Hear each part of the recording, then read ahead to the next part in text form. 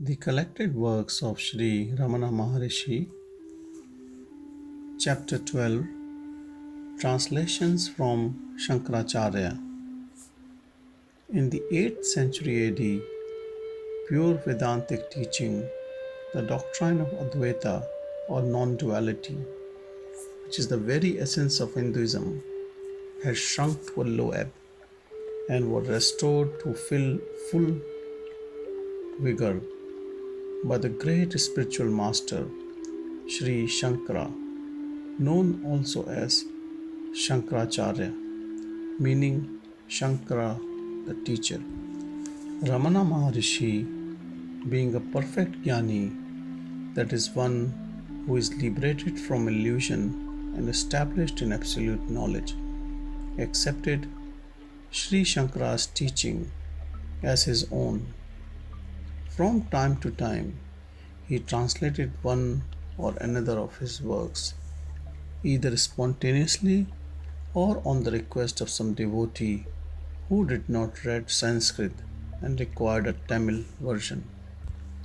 Dakshinamurti Stotra, introduction by Sri Bhagavan. Brahma, the four-faced god, brought by his power of thought four sons named Sanaka, Sananda, Sanat Sujata, and Sanat Kumara. He asked them to attend to the work of creating the world, preserving it, etc. But they were not interested in it being completely detached. They wandered about in search of peace and tranquility.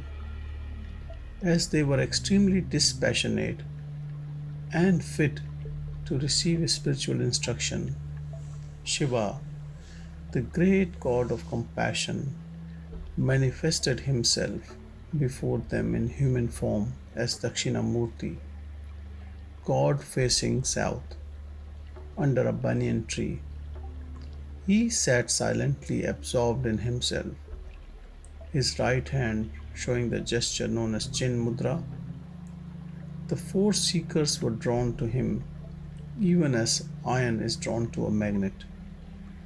They sat before him, absorbed like him in the self. Even advanced spiritual aspirants cannot easily understand this state of silence. The word, the seer, and the awareness which enables it to be recognized stand as obstacles in their way. But since it is the single power or Shakti which manifests itself as these three and again withdraws them into self, everything is that power which is the self. Shankaracharya has expounded this truth in the following hymn. Shankaracharya's hymn to Dakshinamurti, translated from Sri Bhagavan's Tamil rendering. According to Hindu legends, Dakshinamurti, which means southward facing, is God or Shiva manifested as a youth who is the divine guru and guides disciples older than himself through silent influence on their heart. The name is also divided as Dakshina, Amurti, and taken to mean formless power. The Maharishi was Shiva manifested, the divine guru who taught through silence and was therefore identified with Dakshinamurti. Invocation: that Shankara who appeared as Dakshinamurti to grant peace to that great ascetics Sanaka, Sananda, Sanat Kumara, and Sanat Sujata, who revealed his real state of silence and who has expressed the nature of the self in this hymn, abides in me. The hymn: He who teaches through silence the nature of the Supreme Brahman, who is a youth, who is the most eminent Guru, surrounded by the most competent disciples that remain steadfast in Brahman, who has the hand pose indicating illumination, or the chin mudra, who is of the nature of bliss, who revels in himself, who has a benign countenance, that Father who has a south facing form, we adore. In footnote, the Supreme Guru is the spiritual North Pole and therefore traditionally faces southwards. To him who by Maya, as by dream, sees within himself the universe which is inside him, like a city that appears in a mirror but which is manifested as if externally to him, who apprehends at the time of awakening his own single self. To him, the primal Guru, Dakshinamurti, may this obeisance be. To him who, like a magician or even like a great yogi, displays by his own power this universe, which at the beginning is undifferentiated, like the sprout in the seed, but which is made differentiated under the arid conditions of space, time, and karma, and posited by Maya. To him, the Guru Dakshinamurti, may this obeisance be.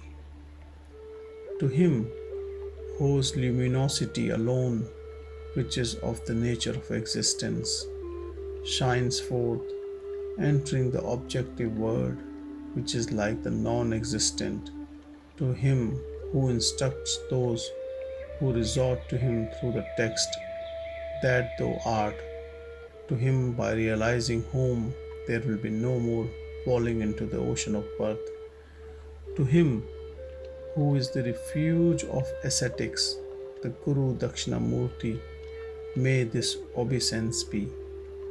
To him who is luminous like the light of a lamp set in a pot with many holes, to him whose knowledge moves outward through the eye and other sense organs, to him who is effulgent as I know, and the entire universe shines after him, to him, the unmoving Guru Dakshinamurti, may this obeisance be. They who know the I as body, breath, senses, intellect, or the void, are deluded like women and children, and the blind and the stupid, and talk much. To him who destroys the great delusion produced by ignorance, to him who removes the obstacles to knowledge, the Guru Dakshinamurti, may this obeisance be. To him who sleeps when the manifested mind gets dissolved, on account of the wheeling by Maya, like the sun or the moon in eclipse, and on waking recognizes self-existence in the form, I have slept till now. To him, the Guru of all that moves and moves not, Dakshinamurti, may this obeisance be.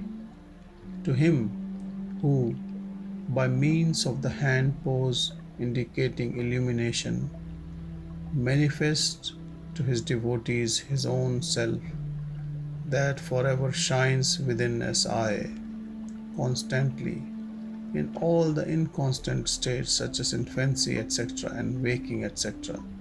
To him whose eye is the form of the fire of knowledge, the Guru Dakshinamurti, may this obeisance be.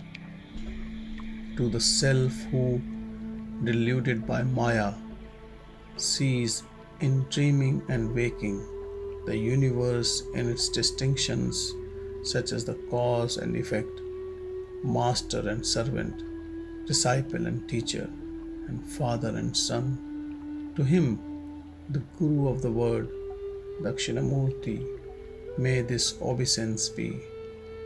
To him whose eightfold form is all this moving and unmoving universe, appearing as earth, water, fire, air, ether, the sun, the moon, and soul, beyond whom, supreme and all pervading, there exists naught else for those who inquire. To him, the gracious Guru Dakshinamurti, may this obeisance be. Since in this hymn the all selfhood has thus been explained, by listening to it, by reflecting on its meaning, by meditating on it, and by reciting it, there will come about lordship together with the supreme splendor consisting in all selfhood. Thence will be achieved again the unimpeded supernormal power presenting itself in eight forms.